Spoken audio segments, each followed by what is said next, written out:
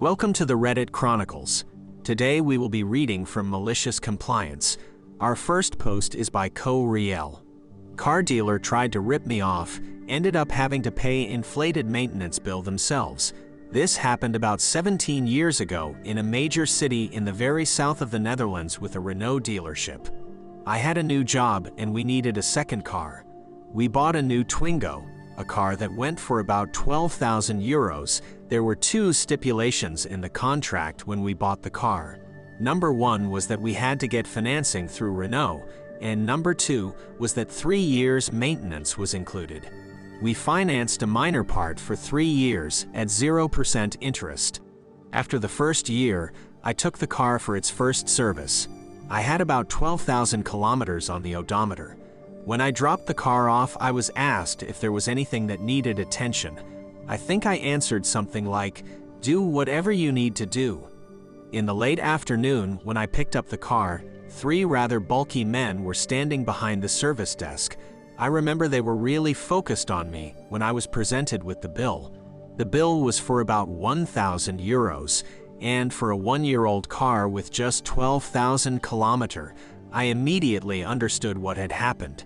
They must have figured that they could inflate the bill with all kinds of nonsense maintenance actions, since I gave them carte blanche, and to avoid any troubles, they made sure that I could be intimidated by them being with 3 people. I just very friendly asked for my car key, "But you have to pay first." "No, I don't. Please, may I have my car keys?" Instead of enlightening them straight away, I kept going like this for a bit longer. When things started to get a bit unfriendly, I reminded the representative that I had bought the car at this dealership, including 3 years of maintenance. All 3 guys turned a few shades lighter, frantically searching for the contract, whispering, moving away to the office out of earshot. It took about 10 minutes before the rep came back out and handed me my keys. I ended up getting its 3rd service just before the 3 years had elapsed, and as soon as I got the title to the car, I traded it in for a car of a different brand. And as you would expect, the bill for the 2nd and 3rd services was less than 300 euros to 400 euros. Not sure if this is the right Reddit. The compliance part is that they did everything they were supposed to do and way more, and I complied as well by reminding them that they were responsible for all costs. Our next post is by No Builder. Insurance company requires repair quotes on Letterhead. My pleasure. My husband and I bought a boat in a storage lot to flip.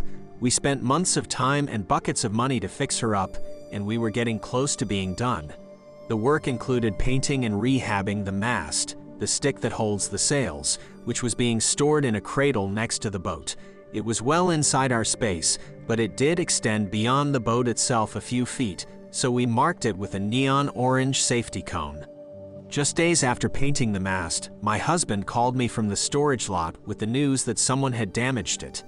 Turns out the facility's camera caught the rat trap guy drive right into the mast, knock it to the asphalt, drive over it, stop, then back over it. Naturally, he didn't leave a note, but his truck was easily ID'd, and he fessed up when confronted. He didn't want to go through insurance, so we worked up a figure based on us buying used gear, most of it not cheap, to replace what was broken, and doing all the work ourselves for free.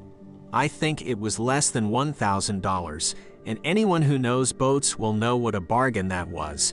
Even so, he decided to go through insurance after all. The agent who called us needed a quote from a business, not just our scribbled estimate. So I contacted our local cheap boat yard for a DIY quote. They'd just store the mast while we did all the work. That bumped the total we were seeking to about $2,500. We spent 5 months trying to get the agent to respond, and when he finally did, it was to say they couldn't accept an emailed quote. It had to be an attachment on Letterhead.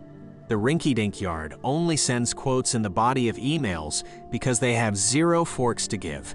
He all but called us liars and scammers who could have had their buddy supply this fake-looking estimate. No, company policy required at least 2 quotes on Letterhead to move forward. I confirmed that he would not be able to process our claim without those 2 quotes. Correct, I warned him the new quotes would be significantly higher, but he snidely said that was fine, as long as they were on Letterhead. Cue malicious compliance, and some F around and find out. Having worked in the boating industry for most of my life, I knew exactly who to call. The two most respected, i.e. expensive boatyards in the state. These quotes included the yards doing all the work, replacing all damaged gear with new storage fees and transportation to and from our storage lot. Both were hundreds of miles away. Unsurprisingly, he called as soon as he got the quotes asking if he could pretty please use the rinky-dink yards quote.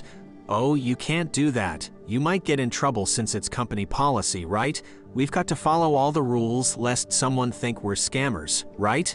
He wasn't happy. A week later, we got a check. For the original quote we scribbled down for the rat trap guy. Guess the agent decided to see if we'd just bend over after he called us liars and cheats. Nope, no way. I called our insurance, who got on the line with the other agent and gave him what for. 2 days later, we got a second check for the remainder. I'm sure someone spit on it, but I was happy enough to deposit that $14,000. Our next post is by Jigullabum. Is this what you wanted? For context, I worked in a retirement home as the only nurse on during any said shift and worked graveyard shifts. Even this shift was jam-packed with duties because they didn't ever want us to be bored. A good 1/3 of these duties involve cleaning that got overlapped by housekeeping at least once a week. I'm fairly creative, and my managers knew this. My one manager asked me to do window art paintings to make the place seem more festive for a super important party they were throwing for the public. They were going out of their way to make it look nicer than usual because their bosses and the owners were going to attend, as well as local news. I agreed to do the painting for free because it sounded fun. They asked me a week before the party, so I figured I would just use my 1 hour total break time during a shift to do the painting instead of coming in on my 1 day off that week. The paintings were all over the glass doors and floor-to-ceiling windows, so it took some time. I spent 5 of my shifts doing them, and the night before the party I finally finished. I painted the hour closer to the beginning of my shift to finish it on day 5. The rest of the shift was insane with emergencies that only I could tend to because I am the only actual nurse on duty. Needless to say, a lot of the little cleaning things didn't get done, such as cleaning windows and mopping the floor.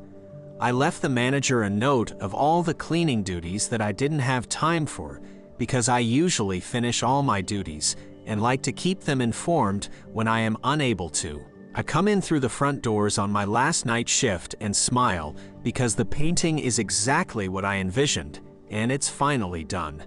I got a lot of texts from coworkers and managers saying how much they loved the paintings and how it will be perfect for pictures. In my medroom is a note with my name on it. My manager wrote me a note saying it was unacceptable that these duties were unfinished and I should not have wasted company time doing the painting instead of my duties. Mind you, I had told her I would only be using my break times to do the paintings when I was initially asked to do them. There were cameras pointing at the areas I was painting, so she was able to see that I never spent more than an hour per shift painting. I'm so mad at this point reading the letter. My shift finishes at 7 a.m. and the party is set to start at 11 a.m. Cue malicious compliance. I washed the hell out of those windows that night. Goodbye, art. I went home before that manager got there so I didn't have to explain. My coworkers told me the other managers were all mad at her for ruining the photo op spot and understood why I cleaned it off. Still makes me smile thinking about it. Our next post is by the ferryman. Don't do anything else until this gets done. So, some background. My boss is usually a really cool guy, and I love working at my job, but some days he's just in a mood and decides that one thing is more important than anything else and makes me drop everything. When he's like this, he always ends his tirade with, "Don't argue with me, just do it." So I usually work to get it done as fast as possible while also getting my other work done. However, today I actually had some answers he's been waiting for, but he wasn't here this morning. Meetings happen, no big deal. and sent an email saying he'd be in this afternoon. No prob, I'll get done what I can. So he walks in and says his hellos and goes to his office to get settled. I always give him like 10 minutes before I hand him all the stuff I need him to deal with, cause I hate just throwing it on him when he comes in. So I get all my stuff together to go talk to him, but he comes back out and slaps a paper on my desk. He's asking why this hasn't been dealt with yet. I explain, as I had before several times, that I can't get this done because it's a government document and they will not let me make changes to our account on his behalf. He says, I don't need excuses, just get it done today. Don't take calls, don't do anything else, just get this done. I told him I can call them, but they won't talk to me. He would need to speak with them. I also told him the last time I called, I was on hold for over 3 hours because yay government. He doesn't care. Don't worry about anything else until this is dealt with. Don't argue with me, just do it. You got it, boss. I've been on hold for about an hour now and have won a few games of solitaire. Think I'll switch to Mahjong in a bit. We can deal with my other crap tomorrow. Bonus, they have an option to leave a voicemail to get a call back, but last time I did that they called long after business hours. Plus, well, I was told to not worry about anything else. Update. Got through and got it done just in time for me to go home. He asked what account I worked on this afternoon and I said, I didn't. I couldn't do anything until I was off the phone. He saw the humor in it, admitted his wording was his downfall. Like I said, he's a pretty cool guy. Plus, he knows I can pick it up tomorrow and get things done. Thank you for listening to the Reddit Chronicles. Follow for more content.